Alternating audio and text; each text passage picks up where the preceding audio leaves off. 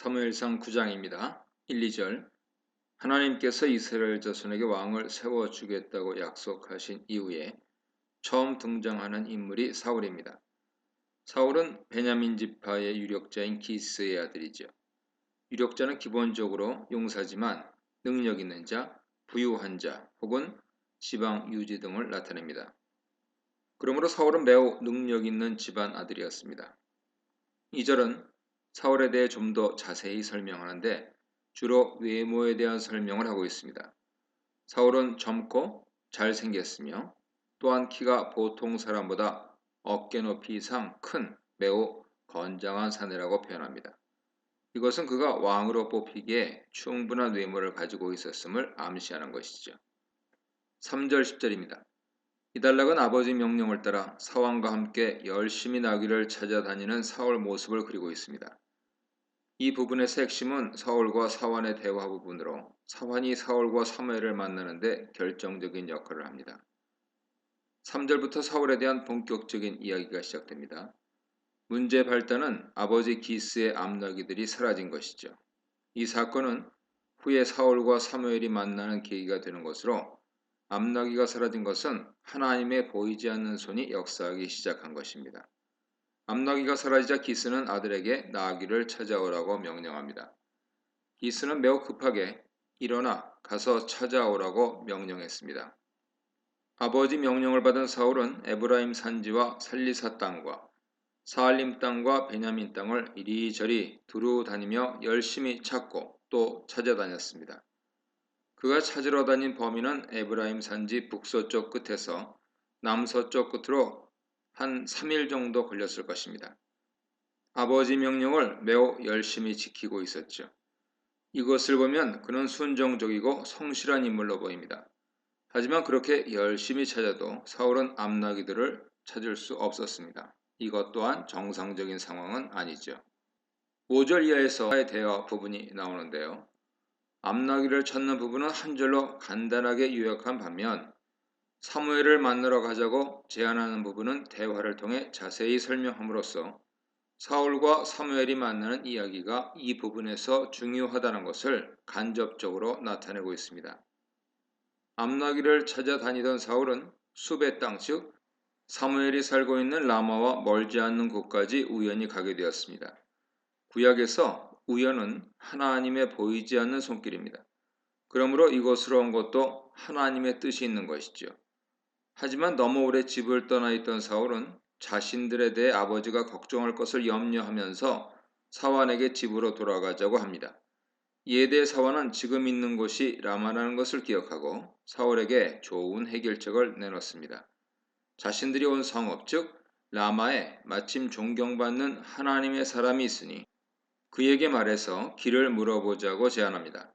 하나님의 사람은 선지자의 또 다른 표현이죠. 사환이 설명한 사무엘의 특징은 그가 말하는 것은 모두 이루어진다는 것으로 이것은 신명기 13장 1절 이하에서 설명하는 참 선지자의 특징을 잘 드러냅니다. 이런 사환의 말에 사울은 문제점을 지적하는데 선지자에게 드릴 예물이 없다는 것이죠. 3일 동안 다녔기 때문에 양식은 모두 떨어졌고 선지자에게 줄 선물이 아무것도 없다는 것입니다.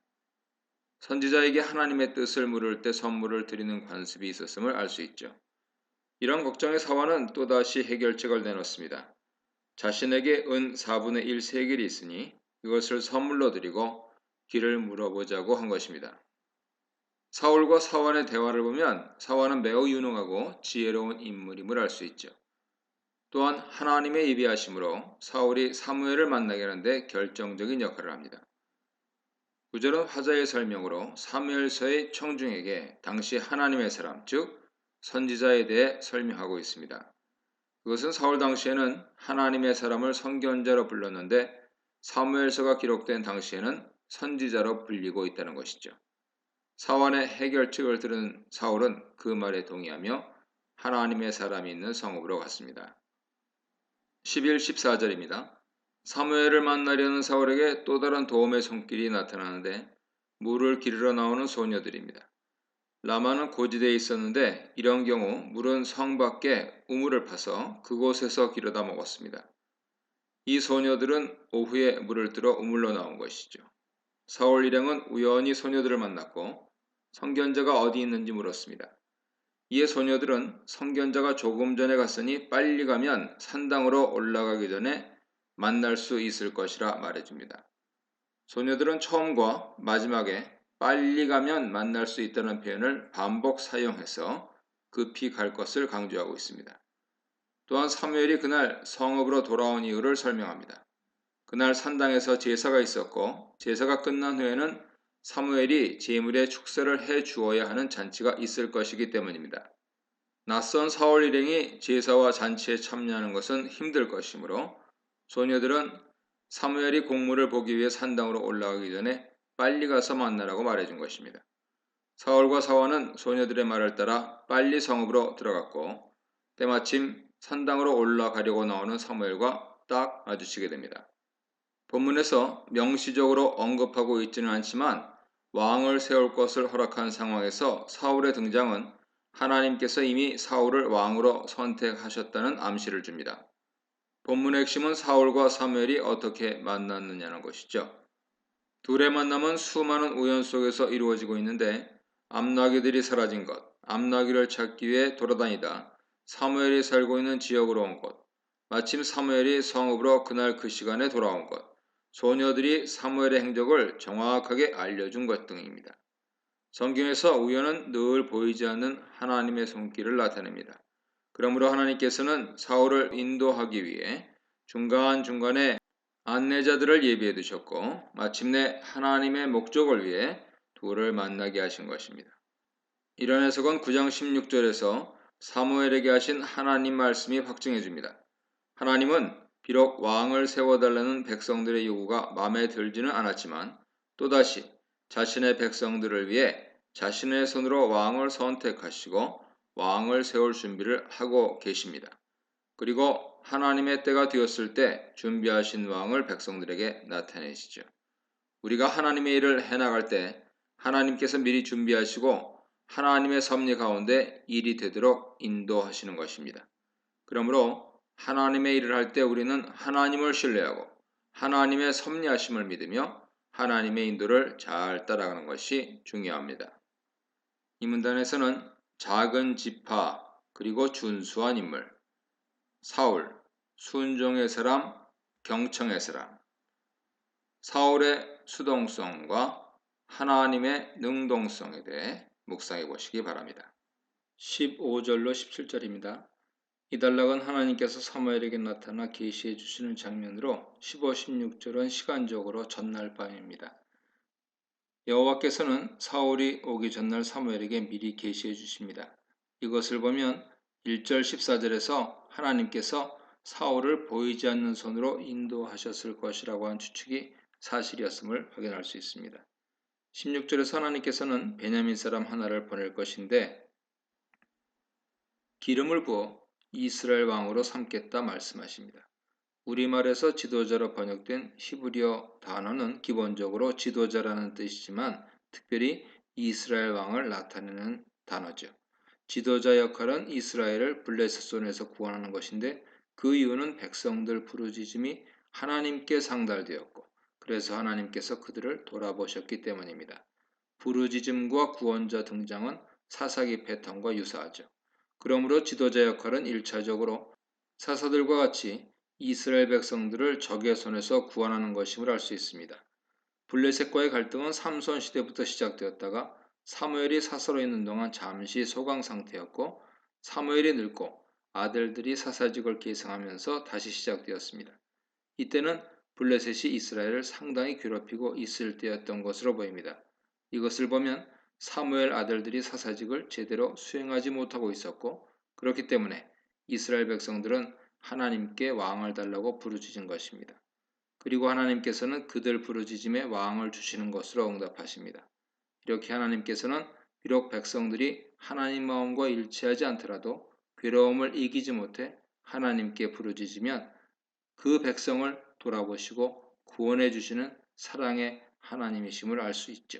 17절은 14절과 연결됩니다. 사무엘이 사울을 만났을 때 하나님께서는 사울이 바로 어제 말한 지도자가 될 사람으로 그가 하나님 백성을 다스릴 것이라고 알려주신 것입니다. 여기서 왕은 하나님 백성을 지키고 유지하는 역할을 해야지요. 18, 21절입니다. 17절이 사무엘 시점에서 기록되었다면 18절은 같은 장면을 사울 시점에서 기록하고 있습니다. 사울은 성문 안으로 들어가자 바로 사무엘을 만납니다.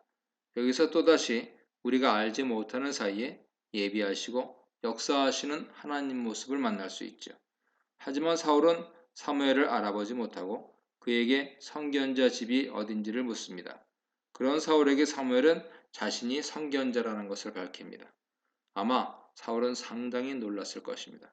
사무엘은 처음 만난 사울에게 산당으로 와서 같이 식사하자 초대합니다. 그러면서 내일 사울이 알고 싶어하던 모든 것을 알려주겠다고 약속합니다. 사무엘은 이미 사울이 암나기들을 찾고 있다는 것을 알고 있었으며 그것의 행방까지 알고 있었습니다. 하지만 사무엘은 이 문제는 매우 사소한 것으로 여기고 백성들이 열망하는 대상이 바로 사울이라는 것을 말해줍니다. 이것은 사울이 왕이 될 것이라는 암시가 담긴 말이죠. 사울이 찾는 암나기는 사소한 문제고 오히려 사울 자신이 백성들 모두가 찾고 있는 그 사람이라는 것입니다. 여기서 너와 네 아버지의 모든 집이라는 말은 사울이 왕이 됨으로써 사울과 그의 가문이 왕조를 형성하게 된다는 의미를 갖고 있습니다. 이런 사무엘의 말이 왕에 대한 암시라는 것을 깨달은 사울은 자기 가문 세력이 약하다는 것을 들어 그 말을 믿을 수 없다는 반응을 보입니다. 베냐민 지파는 사사기에서 지파 간 전쟁에서 패한 후에 600명만 남았기 때문에 이스라엘 전 지파 중에서 세력이 있다고 말할 수 없는 상황입니다. 이런 상황을 잘 알고 있는 사울은 아무 세력도 없는 자신이 왕이 된다는 것은 말도 안 된다고 한 것이지요. 그렇기 때문에 당신이 어찌하여 내게 이렇게 말씀하시나이까 라는 말을 한 것입니다. 이런 사울 생각은 상식적이고 당연한 반응입니다. 왕은 자신을 지지하는 세력이 많을수록 강력한 왕권을 만들 수 있게 큰 지파에서 왕이 나올수록 안정적인 정권을 만들 수 있고 왕권을 안정적으로 지켜나갈 수 있기 때문입니다. 인간은 세력 있는 사람들이 왕이 되고 지도자가 되고 하나님 일을 한다고 생각하지만 하나님께서는 가장 약한 자를 통해 일하시며 그를 통해 하나님 나라와 백성을 다스리십니다. 22, 24절입니다. 사무엘은 사울과 사환을 잔치가 벌어진 객실로 인도하여 30명 정도가 있는 잔치상에서 상석에 앉게 했습니다. 그리고 자신이 요리사에게 미리 준비시킨 고기를 사울에게 가져오라고 말합니다. 요리사가 가져온 고기는 넓적다리와 그 부위와 연결된 가슴 부분 고기로 제의적으로 볼 때 이 부위는 제사를 드린 제사장에게 돌아가는 몫이 되는 가장 좋은 부위입니다. 그런데 사무엘은 자신에게 주어진 가장 좋은 부위를 사울에게 줌으로써 암시적으로 사울을 왕으로 대접하고 있습니다. 그리고 이 고기는 자신이 미리 잔치를 준비하면서 사울에게 주기 위해 특별히 준비한 것이라고 말합니다. 이것은 사무엘이 사울을 만날 것을 미리 알고 준비하고 있었음을 보여줍니다. 사무엘이 준비한 잔치 성격이 무엇인지 규정하기 어렵고 모인 30명이 일반 사람들인지 혹은 각 지방 유력한 자들인지 알 수는 없지만 분명한 것은 표면적으로 공식적인 자리에서 사람들에게 사울이 매우 중요한 사람이라는 인식을 심어주고 있고 암시적으로는 사울이 왕이 될 것이라는 하나님의 뜻을 알려주고 있다는 것이죠. 25, 27절입니다. 잔치가 끝나고 사울과 함께 산당에서 내려온 사무엘은 지붕에 사울이 잘 곳을 마련해 줍니다. 여기서 지붕 위는 집의 2층 혹은 3층에 해당하는 부분으로 이스라엘 지붕들은 평평했기 때문에 그곳에 방이 있었을 것입니다. 그리고 그 방들은 통풍이 더 잘 되어 가족들이 활동하고 잠을 자기에 더 좋은 곳이었을 것입니다. 학자들의 견해에 따르면 사무엘은 사울을 위해 좋은 곳에 잠자리를 마련해주고 잘 잘 수 있도록 배려하고 있다는 것을 알 수 있죠. 사무엘은 그곳에서 사울과 함께 머물렀습니다. 그리고 이야기를 나누었다고 본문은 말하는데 어떤 이야기를 나누었는지는 말하고 있지 않지만 아마도 이스라엘 백성들이 왕을 세워달라는 요청을 했다는 것과 그 응답으로 하나님께서 사울을 왕으로 세울 것이라고 사무엘에게 미리 말씀해 주신 일 등 자신이 계시받은 하나님 말씀과 현재 정황 등을 설명했을 것으로 추론됩니다. 또한 하나님 말씀을 믿고 기다리면 비록 세력이 없지만 하나님께서 사울을 이스라엘 왕으로 세우실 것이라고 권면했을 것입니다. 전체적으로 사무엘은 사울과 긴밀한 대화를 통해 사울에게 하나님에 대한 지식을 알려주고 하나님을 섬기는 왕이 되어야 할 것을 권면했을 것입니다. 지붕에서 밤을 지낸 사무엘은 동틀 무렵 일찍이 일어나서 사울을 데리고 밖으로 나온 뒤 성읍 끝에 오자 사울을 앞서 보내고 둘만 남습니다. 여기서 사무엘은 하나님께서 사울에게 전달하라 하신 말을 하겠다고 하며 사울에게 기름 부을 준비를 합니다. 사울이 왕이 된다는 것은 사울과 사무엘 사이 비밀이기 때문에 둘만 남아 기름 부을 의식을 준비한 것이죠. 이렇게 하나님께서는 사람들이 인식하지 못하는 사이에 하나님께서 선택하신 왕을 준비하고 계셨습니다.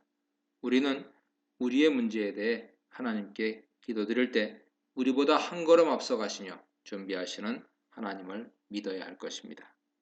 이 문단에서는 하나님이 세우신 왕 사울, 하나님 백성을 위해 세우신 왕 사울, 하나님 앞에서 겸손한 왕 사울에 대해 묵상해 보시기 바랍니다.